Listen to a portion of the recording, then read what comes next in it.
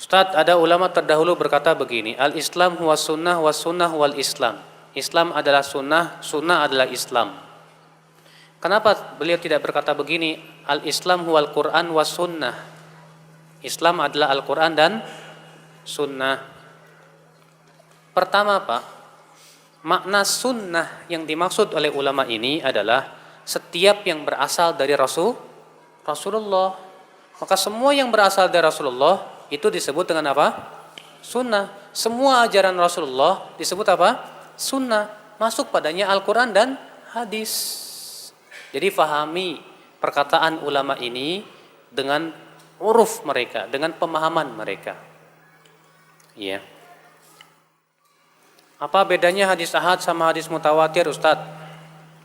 Hadis mutawatir itu Pak adalah hadis yang diriwayatkan oleh perawi yang banyak, di mana jumlah yang banyak ini ada pada setiap tingkatan sanad, dan tidak mungkin ya secara akal bahwa mereka bersepakat di atas kesesatan, di mana mereka meriwayatkannya dengan panca indera. Berarti hadis mutawatir apabila memenuhi 4 syarat. Syarat yang pertama diriwayatkan oleh jumlah yang banyak. Syarat yang kedua, jumlah banyak ini ada pada setiap tingkatan sanad. Syarat yang ketiga, tidak mungkin mereka bersepakat di atas kesesatan. Syarat yang keempat, mereka meriwayatkan dengan panca indera seperti melihat, mendengar, memegang. Adapun kalau syarat ini tidak terpenuhi, maka disebut hadis ahad. Ya, itu beda hadis ahad dengan hadis mutawatir. Dan pemilahan atau pembedaan hadis mutawatir dan hadis ahad ini itu munculnya di belakangan, Pak. Di zaman sahabat belum dibedakan. Di zaman tabi'in belum ada pembedaan seperti itu. Itu setelah munculnya ilmu kalam. Karena ilmu hadis ini termasuk ilmu yang dimasuki oleh ilmu kalam. Ya. Apakah qiyas berlaku dalam masalah akidah? Tidak berlaku. Qiyas tidak mungkin ada dalam akidah. Qiyas tidak mungkin ada dalam akidah. Ya, tidak mungkin. Kenapa? Karena akidah itu keyakinan tentang sesuatu yang gaib, dan sesuatu yang gaib tidak bisa dianalogikan. Ya enggak?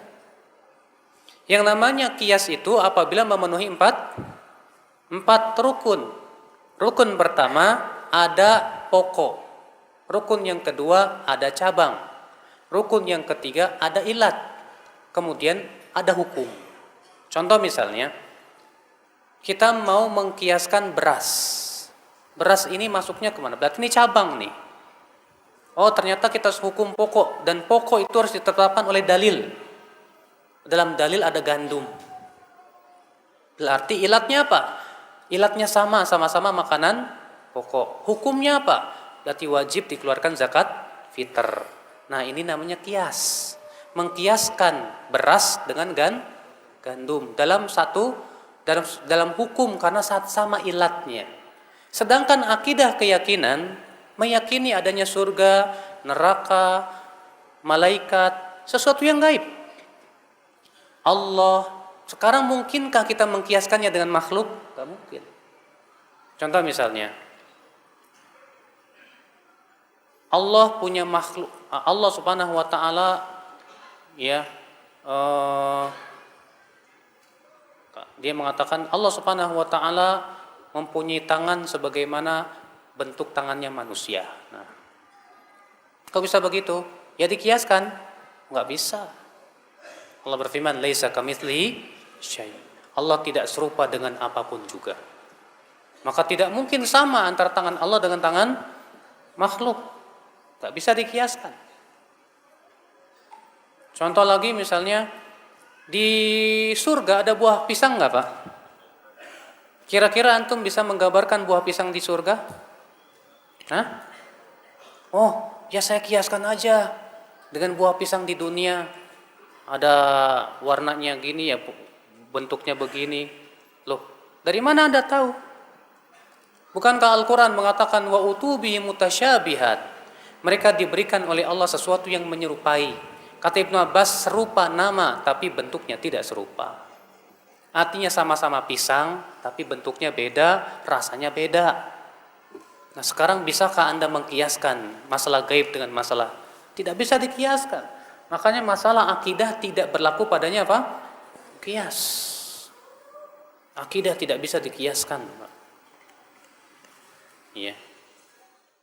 Tidak dipungkir lagi bahwa setelah wafatnya para imam, banyak para ulama setelahnya yang menisbatkan diri kepada madhab yang ada. Betul. Ya. Imam Ibnu Hajar Asy-Syafi'i, Imam Nawawi Asy-Syafi'i, Imam At-Tahawi Al-Hanafi, Imam Ibnu Qudamah Al-Hambali, ya. Imam Ibnu Abdul Bar Al-Maliki. Lah, berarti mereka fanatik madhab dong? Tidak. Kenapa mereka dinisbatkan kepada madhab? Dengarkan penjelasan Ibnu Qayyim dalam kitab Ilamul Muwaqqi'in.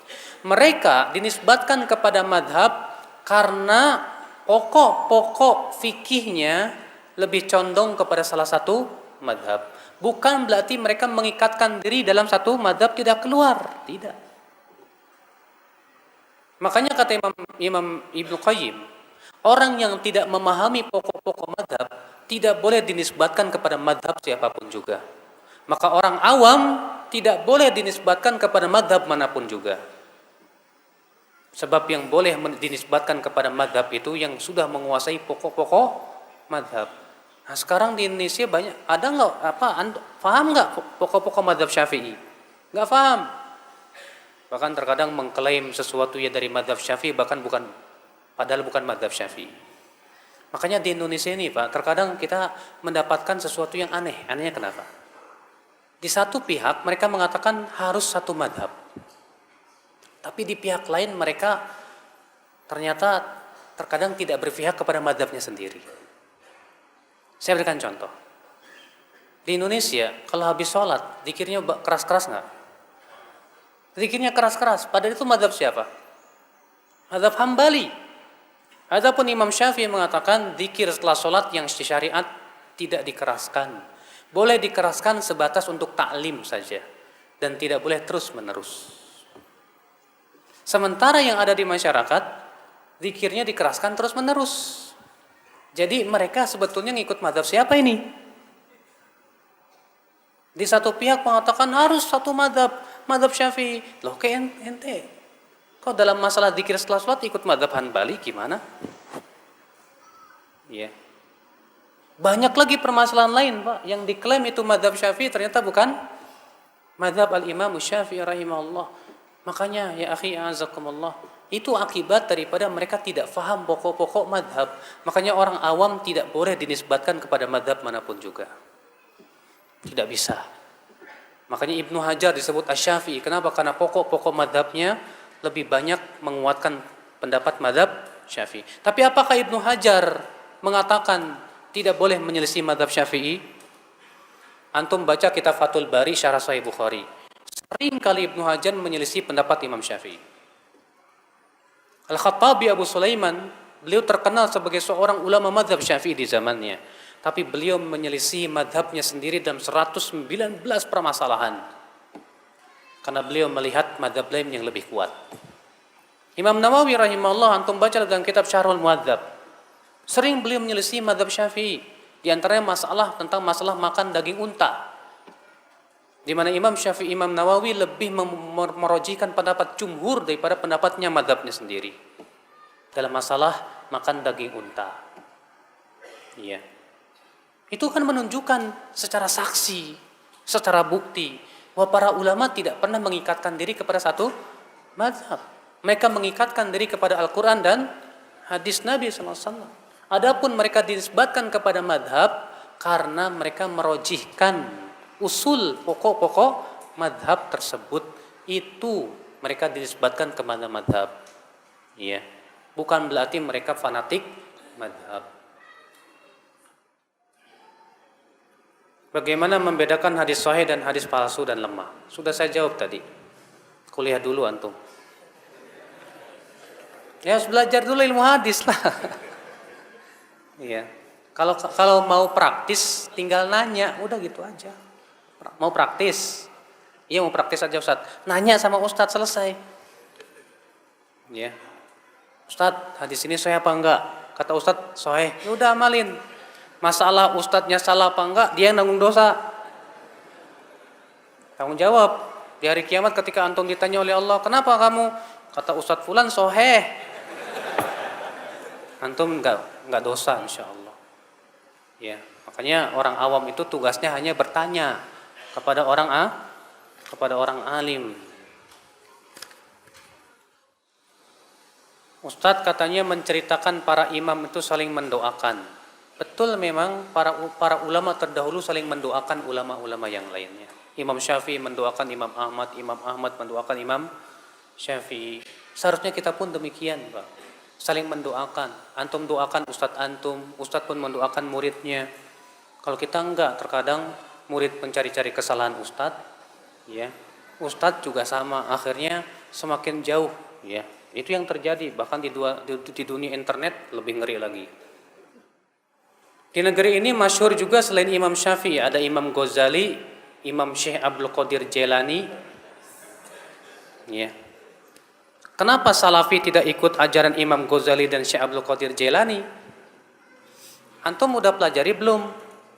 Siapa Imam Ghazali dan siapa Syekh Abdul Qadir Jailani? Syekh Abdul Qadir Jailani itu di atas madhab Imam Ahmad bin Hanbal. Beliau madhabnya Hambali, Hambaliyul madhab. Dalam masalah akidah, beliau ditanya, sebagaimana disebutkan oleh Imam Adz-Dzahabi dalam kitab Syiar A'lamin Nubala. Ya, ketika menerjemahkan biografi Syekh Abdul Qadir Al-Jilani, yang benar Al-Jilani, bukan Al-Jaye, yang benar Al-Jilani, dari negeri Jilan. Ya. Beliau ditanya, "Fama aqidatuka ya Syekh?" Apa akidahmu hai Syekh? Faqala, maka beliau menjawab, aqidati aqidatus sahabah. Akidahku, aku ikut para sahabat. Kalau gitu antum ikut si para sahabat, jangan hanya sebatas Syekh Abdul Qadir Jilani. Saya punya bukunya yang ditulis oleh siapa, Imam Abdul Qadir Al-Jilani, judulnya Al-Gunyah. Dan ternyata, maaf ya, Syekh Abdul Qadir Jailani keyakinannya bertabrakan dengan kebanyakan kaum muslimin di Indonesia. Karena kaum muslimin Indonesia banyak menisbatkan kepada akidah Asy'ariyah. Sedangkan Syekh Abdul Qadir Jailani termasuk yang membantah akidah Asy'ariyah. Di mana dalam kitab Al-Gunyah beliau berkata begini, "Wa kana Allahu ala arsy istawa." Dan adalah Allah bersemayam di atas arasy-Nya. Wala yuqal kama taqulul asy'ariyah, dan tidak boleh dikatakan seperti yang diucapkan oleh kaum Asy'ariyah, bi annallaha fi kulli makan, bahwasanya Allah di setiap tempat. Jelas, kalau antum enggak percaya silahkan rujuk kitab Al-Gunyah tulisan Syekh Abdul Qadir Jilani. Tegas di situ beliau mengatakan begitu. Saya pernah, Pak, maaf saya di salah satu kiai di kampung saya, dia mengkafirkan saya. Hanya saya berkeyakinan bahwa Allah bersemayam di atas arsy. Kata dia, Ustadz Badrul Salam itu kafir.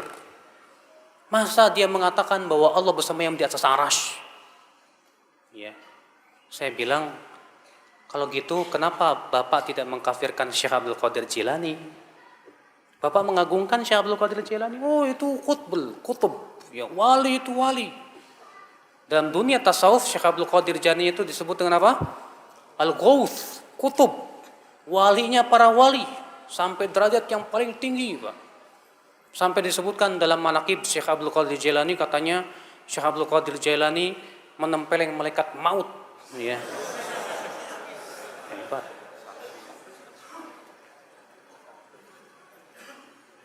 Kita katakan, taib, Anda menghormati Syekh Abdul Qadir Jailani? Syekh Abdul Qadir Jailani mengatakan Allah bersemayam di atas arsy. Kenapa Anda tidak kafirkan sekalian? Inilah ya akhi, memang kita harus membuka pemahaman kepada masyarakat siapa hakikatnya Syekh Abdul Qadir Jilani. Dan Syekh Abdul Qadir Jilani itu hidup setelah imam yang 4. Makanya disebut bahwa beliau di atas fikihnya dalam masalah madhab, beliau madhab Imam Ahmad bukan Syafi'i beliau, tapi Hambaliul madhab. Ya. Imam Ghazali di akhir hayatnya beliau sibuk dengan membaca Sahih Bukhari. Dan ketika beliau wafat, beliau mengatakan, aku wafat di atas ini. Beliau meninggal dalam keadaan mempelajari Sahih Bukhari. Karena beliau sebelumnya hidupnya habis dengan mempelajari ilmu filsafat. Habis hidupnya untuk membantah ilmu filsafat sampai beliau sendiri bingung. Akhirnya beliau kembali kepada Sahih Bukhari. Beliau pelajari. Namun sayang, sebelum beliau selesai mempelajari Sahih Bukhari, beliau meninggal dunia. Bahkan Imam Ghazali sendiri mengakui bahwa pengetahuan beliau terhadap hadis lemah. Beliau berkata, bidha'ati fil hadis muzjah. Pengetahuan saya terhadap ilmu hadis lemah, kata beliau. Tapi kitab usul fikihnya Imam Ghazali menjadi rujukan para ulama setelahnya. Karena memang beliau cerdas sekali. Iya. Nah, sekarang Pak, Imam Ghazali manusia tidak? Imam Syekh Abdul Qadir Jilani manusia tidak? Taib, mereka manusia. Mana yang lebih berhak diikuti, Rasulullah atau mereka? Rasulullah. Siapa yang lebih agung, Imam Syafi'i atau mereka? Imam Syafi'i. Imam Syafi'i lebih agung. Imam Ahmad, Imam Malik. Bukan berarti kita ingin merecehkan mereka, tidak. Tapi saya ingin menetapkan kepada Anda bahwa mereka semua ulama. Ulama tidak lepas dari kesalahan. Kita menilai ulama itu kalau sesuai dengan Al-Quran dan hadis. Kalau tidak sesuai, ya kita tidak ikuti. Makanya kalau Anda berkata, kenapa kamu tidak mengikuti Imam Ghazali?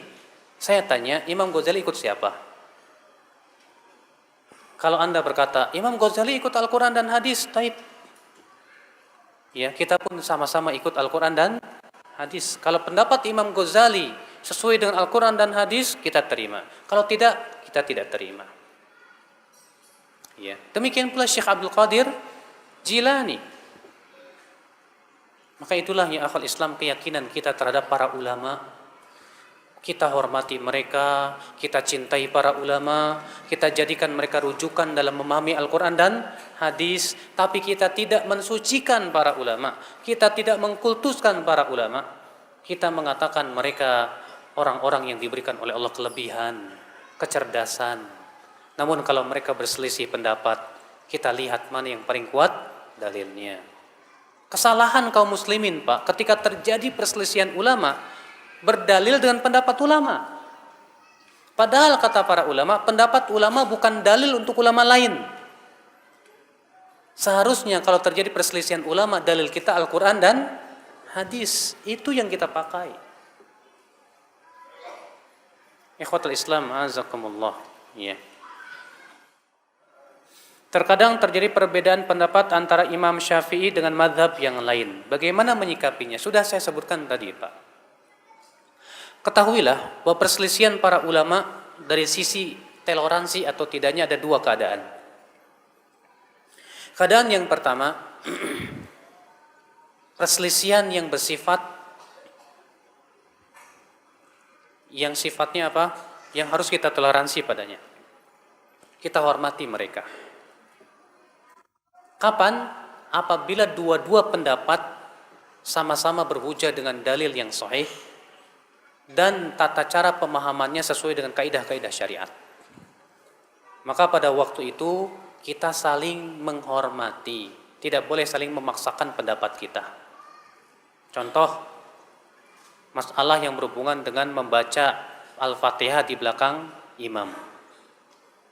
Imam Syafi'i berpendapat baca Al-Fatihah di belakang imam hukumnya apa? Wajib. Abu Hanifah mengatakan tidak boleh baca sama sekali di belakang imam. Imam Ahmad mengatakan kalau keras diam, kalau tidak keras baca. Masing-masing punya dalil, punya. Imam Syafi'i berdalil dengan keumuman hadis, la salata liman lam yaqra' bi Fatihatil kitab. Tidak sah salat bagi orang yang tidak membaca Al-Fatihah. Kata Imam Syafi'i ini umum. Man di sini harf, ya, termasuk huruf yang menunjukkan keumuman. yang mempunyai makna siapa saja. Pokoknya baik imam, makmum, siapapun yang sholat, dia wajib baca Al-Fatihah. Sementara Imam Abu Hanifah berdalil dengan hadis apa? Bacaan makmum ditanggung oleh, kalau makmum ditanggung imam, ya sudah selesai, nggak usah baca apa-apa. Imam Ahmad mengkompromikan. Kata Imam Ahmad, Al-Fatihah dibaca kalau imam tidak mengeraskan bacaan. Tapi kalau keras, diam. Karena Allah berfirman, fa idza quri'al Qur'anu fastami'u lahu wa ansitu. Apabila dibacakan Al-Qur'an, dengar dan diam. Masing-masing punya dalil. Dalam permasalahan ini, kata para ulama seperti disebutkan oleh Ibnu Qudamah dalam kitab Al-Adabus Syar'iyyah, ya. Dalam masalah ini tidak boleh kita saling memaksakan pendapat. Kamu harus ikut pendapat saya, tidak bisa. Kewajiban kita hanya menjalankan yang kita pandang kuat, selesai. Adapun memaksakan pendapat, apalagi menyesatkan orang lain, tidak boleh. Ini banyak permasalahan, Pak, yang terkadang kita lihat memang para ulama masih berselisih, tapi gara-gara ini kita masih malah bermusuhan. Ini tidak layak. Yang kedua, yaitu yang mungkin kita tidak bisa toleransi dalam permasalahan itu. Kapan? Apabila pendapat tersebut bertabrakan dengan ijma' pertama ini. Kalau pendapat itu bertabrakan dengan ijma' kaum muslimin, maka tidak boleh kita terima. Yang harus kita pegang adalah ijma'. Kenapa? Karena ijma' itu hujjah. Yang kedua, setiap pendapat yang bertabrakan dengan hadis yang sahih, kemudian sharih, bukan hanya sahih, sharih. Bukan cuma sharih, tidak mansukh, dan tidak bertabrakan dengan hadis lain yang lebih sahih, maka pendapat ini tidak boleh diterima. Saya berikan contoh. Abu Hanifah dalam masalah arak pendapatnya aneh. Menurut beliau, yang namanya arak itu apabila berasal dari anggur. Adapun kalau bukan dari anggur tidak disebut arak. Sedangkan jumhur mengatakan, imam yang tiga, setiap yang memabukkan arak. Maka pendapat Abu Hanifah tidak bisa kita toleransi, Pak. Karena bertabrakan dengan hadis yang sahih, sharih, tidak mansukh, dan tidak bertabrakan dengan hadis lain yang lebih sahih. Apa itu? Rasulullah SAW sabda, kullu muskirin khamrun, wa kullu khamrin haram. Setiap yang memabukkan itu arak, dan setiap arak itu haram. Sekarang kalau misalnya ada pemuda minum arak yang terbuat dari rambutan misalnya, kemudian antum ingkari, lalu si pemuda berkata, ini pendapat Abu Hanifah. Maaf ya, kita tidak boleh mengkari, tidak bisa. Kita katakan dalam hal ini Abu Hanifah salah dan telah bertabrakan dengan hadis yang sahih. Contoh lain, Abu Hanifah mengatakan sedekap dalam sholat itu tidak disyariatkan. Hujahnya apa? Karena tidak ada dalil. Sementara jumhur mengatakan sunnah karena ada dalil. Dalam hal ini kita tidak bisa terima perkataan Imam Abu Hanifah. Kenapa? Karena bertabrakan dengan dalil. Masalahnya hadis-hadis tentang sedekap dalam sholat itu belum sampai kepada Imam Abu Hanifah. Maka bagaimana kita akan menghormati pendapat Abu Hanifah? Karena pendapat tersebut bertabrakan dengan apa? Hujjah, dalil. Ini yang harus kita fahami, Pak. Makanya masalah-masalah ikhtilaf itu harus dibedakan dan dipilah. Terkadang kan ada orang yang menghadapi perselisihan ulama itu puyeng, Pak, bingung. Ketika bingung tidak berusaha untuk mencari, tapi malah mencetuskan kata-kata yang menunjukkan kebingungan. Contoh misalnya, Pak, udah jangan merasa benar sendiri. Udah, jangan merasa paling benar kamu. Sering mendengar nggak gitu? Sebetulnya ini menunjukkan kebingungan. Dia sedang bingung, mana yang benar gitu loh. Jadi karena saking dia bingung dan dia pun tidak berusaha mencari, dibiarkan dia ngambang begitu. Akhirnya dia mencetuskan, udahlah, nggak usah merasa benar sendiri. Ya. Dan anehnya kemudian dia memaksakan pendapat dia kepada kita. Kamu jangan merasa paling benar. Maka kita jawab lagi, kamu ngomong gitu merasa benar nggak? Hah? Kamu ngomong gitu merasa benar nggak? Ya iyalah, ya udah. Yang namanya merasa benar itu fitrah manusia, Mas. Jangankan Anda, Fir'aun saja merasa dirinya benar. Allah berfirman dalam surat Ghafir, qala Fir'aun ma urikum illa ma ara wa ma ahdikum illa sabila rasyad. Berkatalah Fir'aun, aku tidak memandang untuk kalian kecuali yang aku pandang baik, dan aku tidak membimbing kalian kecuali kepada jalan kebenaran. Tuh Fir'aun ngomongnya begitu, Pak. Makanya kalau ada orang berkata, kamu jangan merasa paling benar sendiri ya.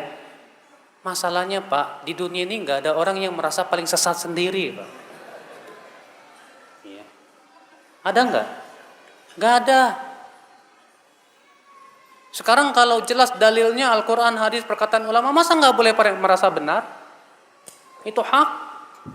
Yang hak itu yang berasal dari Al-Quran dan hadis Nabi, apalagi didukung oleh ijma. Itulah hak, kebenaran yang harus kita pegang. Cumanya masalahnya seperti itulah. Kaum muslim ini sudahlah nggak mau nuntut ilmu. Ketika dihadapkan sesuatu yang sifatnya perbedaan, mereka tidak berusaha untuk mencari, tapi dibiarkan yang ngambang seperti itu. Lalu kemudian mencetuskan ide-ide yang bingung juga. Akibatnya seperti itu jadinya, Pak. Allah musta'an walitiklan. Iya. Masalah kunut subuh, memang terjadi perselisihan para ulama antara Imam Syafi'i dengan jumhur. Imam Syafi'i mengatakan hadis tentang kunut subuh sahih, yaitu hadis lam yazal Rasulullah SAW yaqnutu fil fajr hatta yafaraqad dunya. Rasulullah senantiasa kunut subuh sampai meninggal dunia. Bapak tahu tidak, Pak? Hadis ini di dalam sanadnya ada seorang perawi yang bernama Abu Ja'far Ar-Razi. Namanya Isa bin Mahan. Di mana Abu Ja'far Ar-Razi ini diperselisihkan oleh para ulama apakah dia thiqah atau tidak. Yang mensiqahkan dia siapa? Yahya bin Ma'in. Ali ibn Madini, gurunya Imam Bukhari. Iya. Termasuk Imam Syafi'i mensiqahkan. Sementara ulama yang lainnya mendoifkan dari sisi hafalannya. Siapa dia? Imam Bukhari, Imam Ahmad bin Hanbal, Imam Abu Zur'ah. Dan ini kepada pendapat inilah condong Ibnu Hajar Al-Asqalani dalam kitab Taqribut Tahdzib. Beliau mengatakan Abu Ja'far Ar-Razi saduqun sayyi'ul hifdz. Beliau orangnya jujur tapi buruk hafalannya. Dan pendapat ini yang saya pegang. Kenapa? Karena kaidah jarh wa ta'dil mengatakan al-jarhul mufassar muqaddam ala ta'dil. Jarh yang ditafsirkan sebabnya lebih didahulukan daripada sebatas pujian. Berarti ada ulama yang memuji, ada yang mencela. Sedangkan celaan yang kalau disebutkan penjelasannya, perinciannya, kenapa sebabnya lebih didahulukan.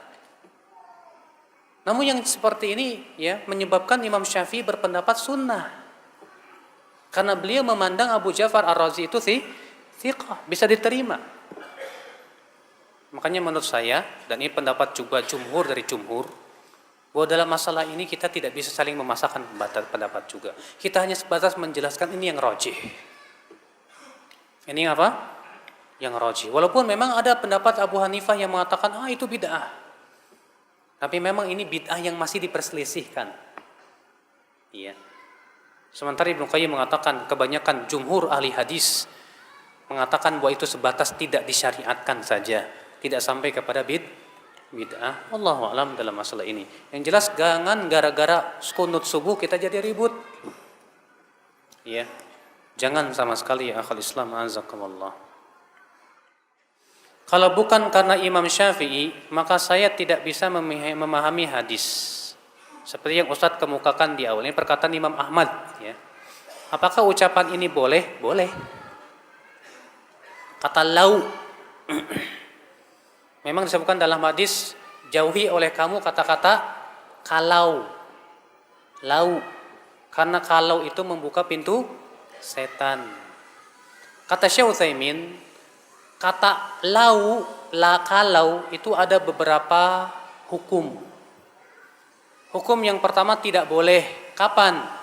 Kalau dalam rangka menyesali takdir Allah. Kalau saja saya tidak melakukan itu, tidak mungkin terjadi seperti ini. Akhirnya kita menyesali takdir, ini tidak boleh, haram dengan ijma para ulama. Tapi kalau lau di sini artinya untuk pengabaran, maka ini boleh dengan ijma para ulama juga. Sebatas mengatakan, kalau bukan karena Imam Syafi'i, ya, aku tidak bisa memahami pengabaran saja. Bahwa aku memahami hadis ini karena belajar dari Imam Syafi'i. Dan antum tahu Imam Ahmad yang mengatakan ini Imam Ahmad, bukan saya. Anda berani mengkritik Imam Ahmad? Akidah tauhid dan keyakinan beliau yang sangat kuat sekali. Dan anehnya tidak ada ulama yang menyalahkan pendapat Imam Ahmad ketika mengatakan laula Syafi'i lama fahimtu fiqhal hadis. Ustaz, mohon tunjukkan dalil bahwa imam yang dibaiat harus punya kekuasaan di wilayah. Karena itu yang dilakukan oleh para sahabat, para tabi'in dan para tabi'ut tabi'in. Karena mereka menerapkan baiat pada imam kelompok, sering berhujah bahwa dahulu Nabi Muhammad juga tidak punya wilayah. Memang Rasulullah pernah dibaiat di Baiatul Aqobah. Di Baiatul mana? Aqobah. Tapi di saat itu kaum muslimin hanya di situ saja. Paham tidak? Karena waktu itu kaum muslimin tidak punya negeri, kaum muslimin juga semuanya di dunia itu kafir semuanya. Kalau keadaannya seperti Nabi Muhammad boleh. Karena di saat itu kaum muslimin hanya di situ saja, selainnya kafir. Maka kalau Anda, kata Syekh Ali Hasan Al-Halabi, kalau Anda berhujah dengan perbuatan Rasulullah seperti itu, sama saja Anda mengatakan seluruh alam ini kafir kecuali Anda. Iya. Karena keadaan Rasulullah pada waktu itu apa? Di saat itu seluruh manusia kafir kecuali Rasulullah dan para sahabatnya. Maka kalau seperti itu keadaannya boleh baiat. Ya, nggak bisa dikiaskan, Mas. Makanya setelah Rasulullah SAW wafat, para sahabat apakah membaiat, bikin kelompok sendiri baiat? Entah. Para tabi'in, para tabi'ut tabi'in tidak. Bahkan ketika terjadi peperangan antara Abdullah bin Zubair dan Abdul Malik bin Marwan, Ibnu Umar tidak mau membaiat salah satunya sampai salah satunya menang. Setelah Abdul Malik menang dan terbunuh Abdullah bin Zubair, baru Ibnu Umar datang dan keluarganya baiat kepada siapa? Abdul Malik bin Marwan. Tidak ada Ibnu Umar, waduh kita nggak ada baiat nih, ayo kita bikin sendiri. Tidak ada, Pak. Bahkan di zaman tabi'in ada pernah terjadi seperti itu. Ya. Waktu itu di sebuah rumah di dalam rumah tabi'in, saya lupa nama tabi'in ini. Ada 30 orang. Kemudian pemimpinnya membuat sebuah kesepakatan.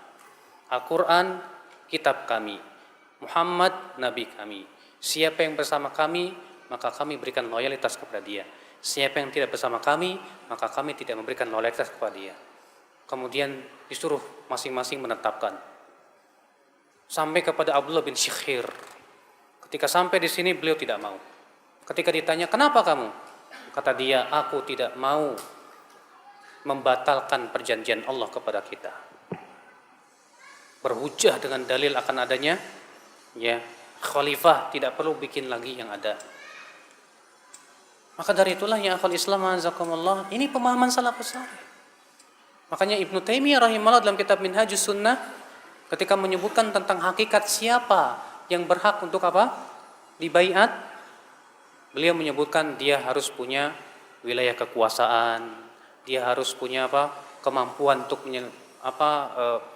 menjalankan siasah syariah. Imam Ahmad bin Hanbal pernah ditanya juga tentang hadis tersebut. Sebagaimana Al-Muhanna meriwayatkan bahwa Imam Ahmad ditanya tentang hadis.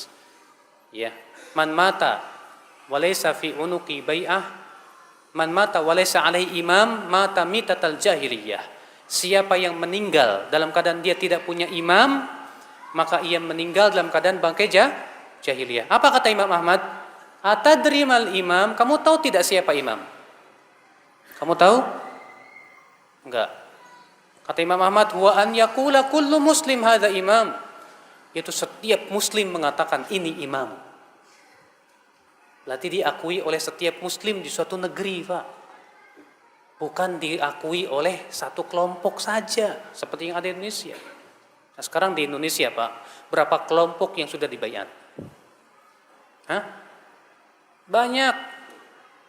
Ada LDII, ada Jamaah Muslimin, ada Khalifatul Muslimin, ada lagi N11, ada lagi di Bekasi Abdul Qadir Baraja, ada lagi siapa itu? Banyak, di Indonesia ini banyak, masing-masing mengklaim sebagai khalifah. Lalu bagaimanakah hadis apabila dua khalifah dibaiat, bunuh salah satunya? Ini mana dulu dibunuh? Banyak di Indonesia ini. Makanya kita harus pahami ya akhul Islam azza. Nah sekarang kalau misalnya nggak ada kekhilafan gimana? Kata Rasulullah fa'tazil tilkal firqa kullah. Karena kan pernah ditanya oleh Hudzaifah, "Hai Rasulullah, bagaimana kalau tidak ada pemimpin kaum muslimin, tidak pula ada jamaahnya? Bagaimana ya Rasulullah?" Kata Allah, "Fa'tazil tilkal firqa kullaha." Tinggalkan semua firqah yang ada itu. Walaupun kamu harus meninggal dunia dalam keadaan menggigit akar pohon, kata Rasulullah. Udah tinggalin aja semua. Karena itu yang diperintahkan oleh Rasulullah sallallahu alaihi wasallam. Ya, Allahu a'lam, sekira cukup sampai di sini. Mudah-mudahan apa yang saya sampaikan bermanfaat.